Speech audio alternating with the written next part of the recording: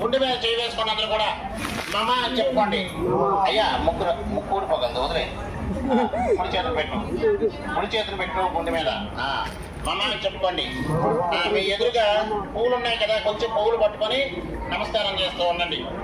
మమ ఉపాంత దుర్దక్ష ద్వారా శ్రీ పరమేశ్వర ప్రీత్యర్థం శుభే శోభనే ముహూర్త శ్రీ మహావిష్ణువాజ్ఞ గౌతమ సత్య బ్రహ్మణ ద్వితీయ పరాదేశ ద్వారా కల్పే విశ్వమంత్ర కలియుగ ప్రథమ పాదే జపోదీపే బంధవర్ష భక్తిగణ్య పేరు దక్షిణ దిగ్భాగే ఆర్యా వర్షతులై దేశాంతర్గత శ్రీ మహావిష్ణు ప్రజాపతి క్షేత్రే షట్కల పంచాంతరవైద్యం భాగీరథ్యం పంచమాంతరికాలింగం ఉత్తరాంతీరాక్షైతగతే అగ్నిదేశ చెప్పకలింగ మధోల బోలా బాల పర్వతే గదాధరవాస పుణ్యక్షేత్రే బాధాతుత్పుణ్యానం శ్రీ విశ్వావసు నామ సంవత్సరోత్తరాయణ పౌర్ణమాసే బహుళపక్షే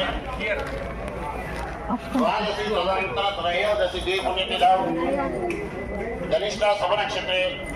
అయ్యా మీరు అనుకుని వచ్చారో అనుకోకుండా వచ్చారో, ఏకాదశి ద్వాదశి త్రయోదశులు విష్ణుమూర్తికి ఇష్టమైన రోజులు. ఇది విష్ణు క్షేత్రం. ఇక్కడ ఎవరైతే ఈ రోజు పిండ ప్రదానం చేస్తారో వాళ్ళకి రెట్టింపు ఫలితాలు వస్తూ ఉంటాయి. అంటే డబ్బులు వస్తాయి అన్నమాట. మీరు చేసిన దానికి డబ్బుల ఫలితాలు వస్తూ ఉంటాయి. కాబట్టి మంచి తిథిలో మీరు చేసుకుంటున్నారు. ధనిష్ట శుభ నక్షత్ర శుభయోగ శుభకరణ విశేషణ విశిష్టాయ శ్రీమాన్. అందరూ కూడా మీ గోత్రం పేరు, మీ పేరు చెప్పుకోవాలా.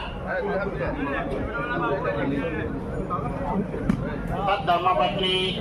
ఇప్పుడు మీ భార్య పేరు చెప్పుకోవాలా. సమేతస్య సా కుటుంబ బాంధవస్య క్షేమ స్థైర్య వీర్య విజయాభయ ఆయు ఆరోగ్య ఐశ్వర్యం ధర్మార్థ కామ్య మోక్ష చిత్రవృధ పురుషార్థం శ్రీ పితృదేవత సర్వే కారుణ్య దేవత వైకుంఠలోక ఫలప్యర్థం జయాశ్రయ అధికార సంకల్పం అహం కరిష్యే. అక్కడ దర్భగడ్డి ఉంది కదండి, దర్భగడ్డిని అలా పోగు పెట్టకూడదు, ఆయన విడదీయాలి. మీరే ఆయన విడదీయాలి. ఆ దర్భగడ్డి మీద మీరు పట్టుకున్న పువ్వులను వేసేసి నీరు చల్లండి.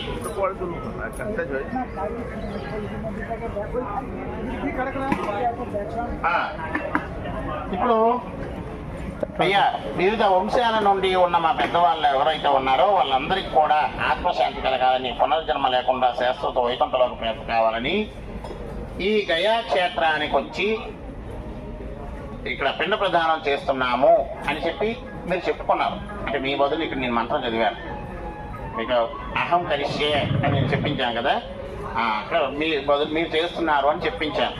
ఇప్పుడు మనం పిండ ప్రదానం చేయాలి. పిండ ప్రదానం అంటే అర్థం ఏంటి? మీ పెద్దవాళ్ళందరికీ పిలిచి భోజనం పెట్టడం. ఏ రకంగా మీ ఇంటికి పెద్దవాళ్ళు వస్తే విస్తరణ కడిగి పెట్టి వంటలు చేస్తారో అక్కడ ఈ దర్భగడ్డి వాడతాం. ఇక్కడ ఈ దర్భగడ్డి మీద మీరు పిండ ప్రదానం చేయాలి. కాకపోతే వీళ్ళు దేవతామూర్తులు కదండి, వాళ్ళని పిలవాలి.